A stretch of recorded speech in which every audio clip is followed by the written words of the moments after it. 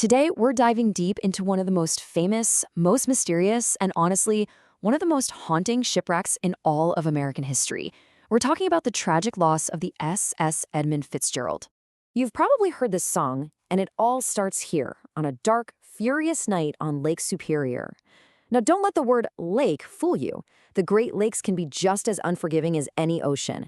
And on November 10th, 1975, a storm of legendary proportions was brewing, a storm that would forever be known by the name of the ship it claimed. To really get the shock of what happened, you have to wrap your head around the sheer size of this vessel. At 729 feet long, the Edmund Fitzgerald was an absolute giant. For over a decade, it was the biggest ship on the Great Lakes, a true behemoth of American industry. But you know, this isn't just a story about steel. It's about the 29 crewmen on board. These were fathers, sons, brothers.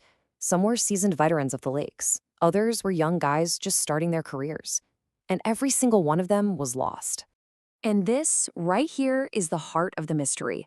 The Fitzgerald never sent a distress signal. Not one. It was there one moment, talking to another ship on the radio, and then it was just gone, vanished from radar, swallowed whole by the lake, leaving nothing but questions behind. So how on earth did this happen? Well, to really understand its end, we've got to go back to the beginning. Because before it was a ghost ship, the Fitzgerald was the undisputed queen of the Great Lakes. Launched back in 1958, the mighty Fitz, as everyone called her, wasn't just another ore boat. No way. This was the flagship. It was a symbol of power, of speed, of sheer reliability, and it was built to conquer the often brutal waters of these inland seas. And for 17 years, man, did it live up to that reputation. This was a ship that was always being improved. It broke cargo records 6 different times. They added a powerful bow thruster to make it easier to handle. They even converted its engines from old-school coal to cleaner, more efficient oil. This was a vessel at the absolute peak of its game. Its design was classic for the Great Lakes, what they called a straight-decker. So picture this. You've got this long, flat cargo hold, the spar deck, that just stretches for hundreds and hundreds of feet. At the very front is the pilot house where they steer, and way at the back is the engine room. This whole design was just perfect for hauling massive loads of taconite iron ore pellets, which were basically the lifeblood of the American steel industry. And this ship was a pioneer in so many ways. It was the first one ever built with an investment from a life insurance company, which is kind of interesting. At $8.4 million, it was the most expensive freighter of its day. Even the crew quarters were considered luxurious. We're talking deep pile carpeting and tiled bathrooms, a far cry from the bare-bones rooms on the older ships. But all the technology and all the luxury in the world couldn't change its destiny. As it set out on its final voyage, you get this feeling that a real sense of unease had started to settle over some of the crew. Take a look at this. It's a postcard sent home by the ship's steward, Robert Rafferty. He was 61, ready to retire, and was just filling in for the regular cook who was sick. There's this chilling uncertainty in his words, isn't there? A feeling that this trip was somehow different. And then there's this story, which is even more unsettling. It's about the third engineer, Buck Champeau. After a night out, he had his palm read. He was so shaken up by what the fortune teller told him that he went straight home, rewrote his will, and put all his affairs in order right before shipping out. He never told his family what that premonition was. The finality of that departure is just heartbreaking. As the ship pulled away from the dock, the third mate's wife, Janice Armagost, stood on the shore with her 2 kids, just waving goodbye. They were the last people to see the crew alive. Out on the lake, the storm was a monster. We're talking waves over 25 feet high. And not just spray, but solid green water crashing over the decks. Now, former crewmen had said that in heavy seas, the ship was so flexible it would work. It would actually bend and groan. In this storm, it was being twisted and slammed by those waves, pushed to its absolute structural limit. The last words ever heard from the Fitzgerald's captain were, "We are holding our own." Minutes later, the ship was gone. The frantic search that followed turned up only debris, leaving behind the one question that has haunted everyone for decades.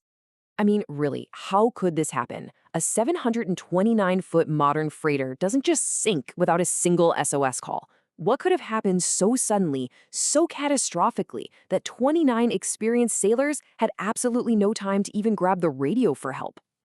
Well, the official investigation came up with three main theories.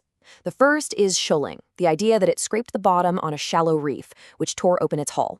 The second is hatch failure. This was the Coast Guard's official conclusion, that giant waves just collapsed the cargo covers and flooded the hold in seconds.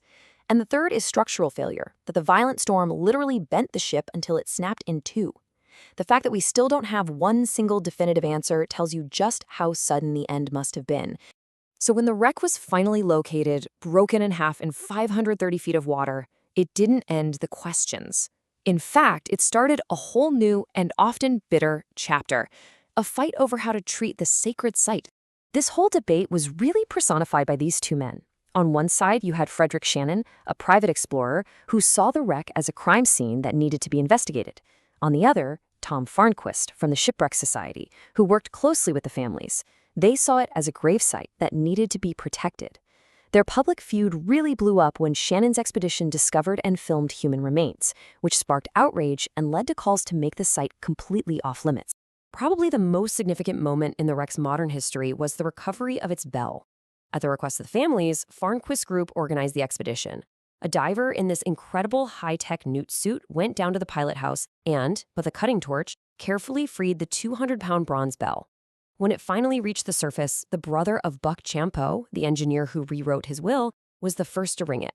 Just a deeply emotional tribute. In its place, they lowered a replica bell, engraved with the names of all 29 crewmen to serve as a permanent marker on their final resting place. The original bell is now at the Great Lakes Shipwreck Museum. And every year, on November 10th, it is rung 30 times, once for each of the 29 men lost on the Fitzgerald, and a final 30th time for all the sailors ever lost on the Great Lakes. In 1999, family members gathered on a Coast Guard ship directly over the wreck site. Father Richard Ingalls, who famously rang his church bell 29 times the morning after the sinking, led a service at sea. He read this passage from the Gospel of Matthew, formally consecrating the site as the final resting place for the crew. The story of the Edmund Fitzgerald is one of disaster, of loss, and of a mystery that just won't go away. But the battles over its wreckage, between the explorers, the families, and the historians, they raise a really profound final question. When a tragedy becomes a legend, who truly owns that story? Is it the investigators trying to find answers, the families just looking for peace?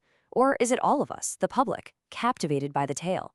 That's a question the Great Lakes still haven't answered.